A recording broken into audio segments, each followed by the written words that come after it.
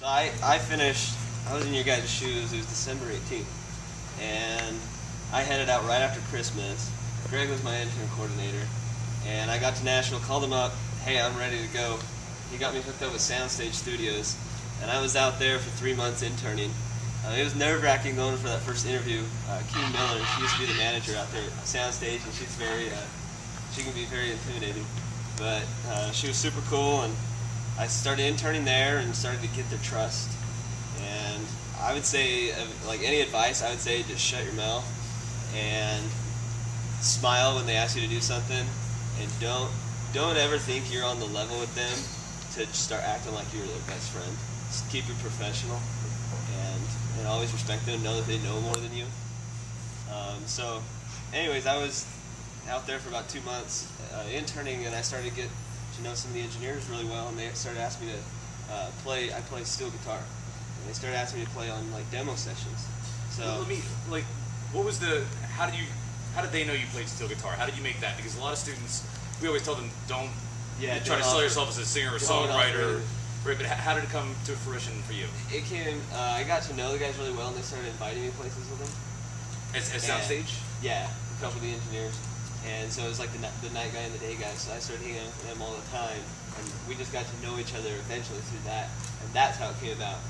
They asked, do you play any instruments or anything? How did you get into engineering? And that's when I kind of mentioned, well, I play like mandolin and steel guitar and stuff. I'm like, no way. So they're like, but do you want to start playing on sessions? So I said, yeah. So I started just doing that, just doing demo sessions with some of the musicians there in Nashville. So I had to join the union so I could start playing with the union musicians, and started playing demo stuff. And then one time, this producer, he's an engineer and a producer.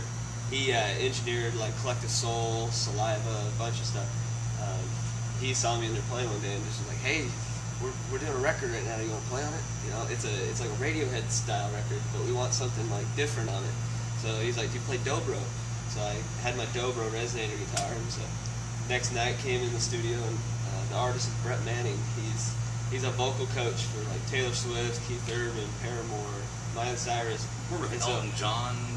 He's worked with the guy's one of those names that you don't know off the top of your head, but if you like Wicked, Broadway Wicked, he's done everything. Yeah, Google him. So he's a cool guy, and I got to know them because they were doing the album for the entire time I was interning there. They were doing that whole album production, and so I got to know them just being in the studio with them all the time and helping assist in sessions. So I already knew the guys, so it was real comfortable. So I came in there that night and with my guitar, and he was doing some vocals in backstage at the Soundstage Studios, and that's Chuck Ainlay's room, exactly. Yeah. So we were in there, and I was on the couch reading the charts. We used national numbers out there, so I was looking at the charts, just seeing where we were, how the song was going to be going, and they gave me the opportunity to play on it.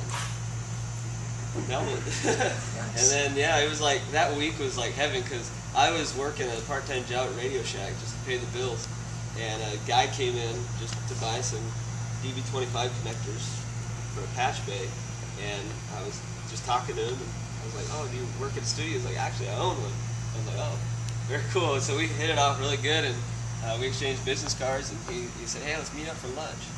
So he's like, give me a call. So I called him. I let a couple days go by before I called him, and called him up, and I left him a message. He didn't answer. Like 2 weeks went by. So I kind of had forgotten about things, and it was like, I'm not joking, like this whole week was just like the most amazing week. I had forgotten about that because he didn't call back, and I had another producer who's co-produced and co-written with Chris Daughtry, and he produces a band called Day of Fire. Asked me to start working with him on projects, and so it was going to be my first paid thing. And so, what was the time lapse between when you started your internship and you got that first paid gig? 2.5 months. 2.5 months? Yeah. Right. That's awesome. Yeah, that's a very fast turnaround. So I was definitely blessed. I started helping him with stuff, and I kind of got that off my mind, that other studio that I was waiting to hear back from. And like 2 weeks went by, and I get a random phone call in the morning, like 9:30 in the morning, and I had been at the studio till 7 in the morning the night before. And so I was in the dead of sleep when I answered the phone. I was like, hello? And it's that studio owner. He's like, hey, Clint, this is Jeff. You know, he's like, I met you a few weeks ago. I'm sorry I haven't gotten back to you, but my phone like broke, and I've got a new phone. And for some reason, my voicemails were screwed up, so I didn't hear your new voicemail. And I just now got your old voicemail. So he's like, would you want to meet up and come check out the studio? So of course I said, yeah. And so I headed to the studio, and anyways, talked to him for about 30 minutes. I think he was testing me because he had a patch bay there, and asked me to resolder the. He had some stuff screwed up on the patch bay, which I think he did himself on purpose, and asked me to fix up some stuff on the patch bay. And so I gladly took that and was soldering that stuff and just getting to know the guy, and he offered me the job. Jeff's been in the industry out there on Music Row for 30 years as an engineer and a producer. What was his old studio? It was called the Music Sanctuary. It was right there off, what's it called?